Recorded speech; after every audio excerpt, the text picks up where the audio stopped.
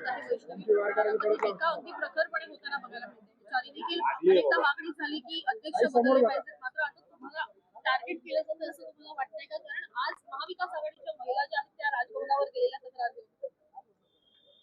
मला असं वाटतं 3.5 वर्षामध्ये राज्य महिला आयोगाचं काम करत असताना आयोगाच्या कार्यकक्षा ह्या ठरलेल्या आहेत आणि तरी सुद्धा अनेक महिलांना न्याय देत असताना आम्ही संबंधित जिल्ह्यामध्ये जाऊन जी जनसुनावणी असेल, जनता दरबार असेल, आलेल्या तक्रारी असतील, या सगळ्यांचा पाठपुरावा करून संबंधित महिलांना न्याय देण्याची भूमिका या ठिकाणी घेतली.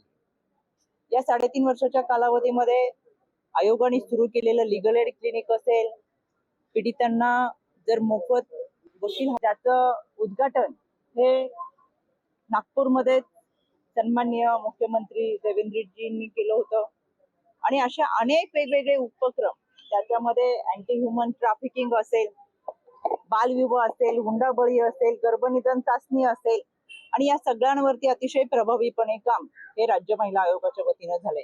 त्याच्यामुळे मला असं वाटतं इतकं चांगल्या पद्धतीचं काम होत असताना आपण जर आयोगावरती बोललो, आयोगावरती टीका केली किंवा आपण राजीनामा घेऊन गेलो असं काहीतरी केलं तर आपली बातमी होणार आहे. या अनुषंगाने हे सगळं चालू आहे असं मला वाटतं. त्याच्यामुळे आपण काम करत राहिलं पाहिजे. लोकांचे प्रश्न सोडवण्यासाठी आपण एकत्रित आलं पाहिजे. शेवटी आपल्या सगळ्यांचं सहकार्य हे फार महत्वाचं आहे यासाठी की सर्व घटकातल्या महिलांना न्याय देण्याची भूमिका ही आपली असली पाहिजे. महाविकास आघाडीच्या महिला नेत्या ज्या आहेत त्यांनी तुम्हाला रश्मिका मंदाना म्हणून सांगितलेलं आहे की त्या स्वतःला रश्मिका मंदाना समजतात का, की जेणेकरून प्रसिद्धीसाठी त्या काही बोलतात म्हणून अशा संदर्भातली टीका केलेली आहे. मी आता सकाळपासून 10:30 वाजल्यापासून बैठकीला आहे. हे मी तुमच्याकडूनच ऐकते काय बोलले ते, पण कोण काय बोलतंय मला असं वाटतं प्रत्येकाला अभिव्यक्ती स्वातंत्र्य आहे, ज्याला त्याला बोलण्याचा अधिकार आहे, कोणी काही बोलू शकतं. पण ज्यांनी बोलले ते मी घेतलंच नसेल तर त्यांना परत. तुमच्या पदावरती नजर आहे का असं वाटते का? कारण तुमच्या पदावरती तुमच्या पदावरती नजर आहे असं वाटते का? आपण प्रश्न विचारते का उत्तर देताय मला बरं वाटलं. ते तुमचा प्रश्न आहे, तेच आमचं मत आहे.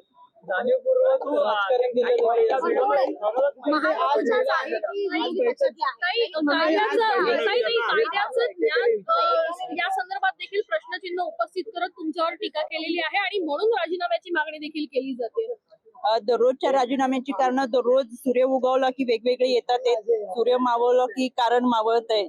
त्याच्यामुळे एकदा त्यांनी बसून एकत्रित व्यवस्थित चर्चा करावी की आपले कोणत्या मुद्द्यावरती वैष्णवी प्रकरणामध्ये मुद्दा उपस्थित होतोय की 71 किलो वजन हा पंखा जे आहे ते घेऊ शकतं का? कारण पंख्याला ज्या पद्धतीनं त्यांची आत्महत्या झालेली बघायला मिळाली त्यावरून प्रश्न उपस्थित केला जातो की त्यांचं वजन 71 किलो होतं, पंखा एवढं वजन झेलू शकतो का, घेऊ शकतो का?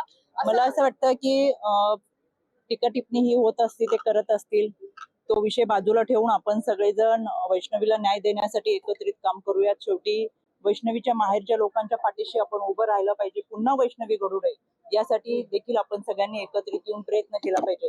या प्रकरणामध्ये पोलीस तपास करतात आणि दररोजचा तपास हा आपल्या समोर येतोय, म्हणून मला असं वाटतं की आपण पोलिसांना देखील सहकार्य करूयात. शेवटी तपास पूर्ण होत असताना चार्जशीट मध्ये जे काही समोर येईल ते आपल्याला समजेलच की याच्यामध्ये कशा घटना घडलेत, काय घडलेत, कोणी कोणाला सहकार्य केलंय, कोण आरोपी आहेत आणि कशा पद्धतीने हे सगळं घडलेलं आहे हे आपल्या समोर येईपर्यंत खऱ्या अर्थानं आपल्याला पोलिसांना सहकार्य करणं पाहिजे. पंखा आणि साडी जी आहे ती फॉरेन्सिक लॅब मध्ये पाठवणं अपेक्षित आहे. ते पाठवण्यासंदर्भात काही पाठपुरावा आयोगाकडून केला जाईल का? याच्यामध्ये मी परत एकदा सांगते, सुरुवातीपासून आयोग हे वैष्णवीला न्याय देण्यासाठी कटिबद्ध आहे. याच्यामध्ये CWC असेल, त्याचबरोबर या सगळ्यांचा पाठपुरावा करत असताना लवकर चार्जशीट दाखल करावी याच्यासाठी आयोग पाठपुरावा करत आहे. पण ह्या सगळ्या घटनांमध्ये पोलिसांचा तपास होणं फार महत्वाचं आहे आणि म्हणून मला असं वाटतं आपण त्यांना सहकार्य करावं. जी काही मदत याच्यामध्ये लागेल, जी काही भूमिका निभवावी लागेल ती आयोग ठामपणे निभवेल. आज एक महत्वाची बैठक पार पडली, पण आता नाराजीचा सूर सुरू झालेला आहे. तुमच्या स्वतःच्या पक्षाचे आबा पांडे ज्या माजी सदस्य राहिलेल्या पहिल्या आयोगाच्या, विदर्भ मला वाटतं अनेक माजी सदस्यांना बोलवलं नाही असं नाराजीचा सूर समोर आला. कसं बघतात? आजची बैठक ही आदरणीय उपसभापती नीलमताई यांनी आमंत्रित केली आणि केवळ एका भागापुरती नाही तर त्या भागात सुद्धा जाऊन बैठका घेता येतील. त्याच्यामुळे मला असं वाटतं नीलमताईंनी सगळ्यांनाच आमंत्रित करण्याचा प्रयत्न केला होता, पण काही राहिले असते तर त्यांना पुढच्याही बैठका त्या भागामध्ये आहे तिथे आमंत्रित केलं. खरं तर ऊसतोड महिलांचा प्रश्न या ठिकाणी उपस्थित होतोय. त्यांचं आरोग्य हा धोक्यात आहे. जवळपास 843 महिलांनी आपल्या गर्भपिशव्या ज्या आहेत त्या काढलेल्या आहेत.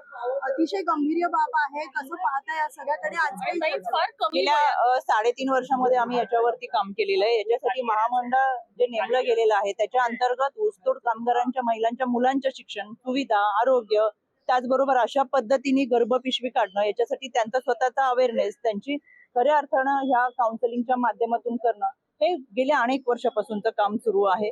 आणि म्हणूनच मला असं वाटतं की या सगळ्यांचा आपण पाठपुरावा करतोय त्याची चाचपणी करतोय आणि त्या लोकांपर्यंत पोहोचून नक्की काय त्यांना अपेक्षित आहे काय सुविधा दिल्या पाहिजे हे पाहतोय आणि म्हणूनच ही आकडेवारी आपल्या समोर आलेली आहे. याच्यावरती सुद्धा अतिशय प्रभावीपणे काम हे आम्ही इथून पुढेही करू आतापर्यंतही करत आलो. गेल्या 4-5 दिवसापूर्वी सुद्धा मी म्हणजे विभागीय मराठवाड्याची बैठकीचं नियोजन करून अशा पद्धतीच्या घटना घडू नये. खरं तर ऊसतोड कामगार हा फिरतीवरती असतो आणि कुटुंबाला बरोबर घेऊन फिरत असताना त्यांच्या महिलांच्या आरोग्याचे प्रश्न मुलांच्या शिक्षणाचे आणि आरोग्याचे प्रश्न अनेक प्रश्न आवाजून समोर उभे राहतात. पण खऱ्या अर्थानं त्यांना चांगल्या पद्धतीच्या सुविधा देऊन त्यांचं पुनर्वसन करत असताना ह्या सगळ्या नियोजन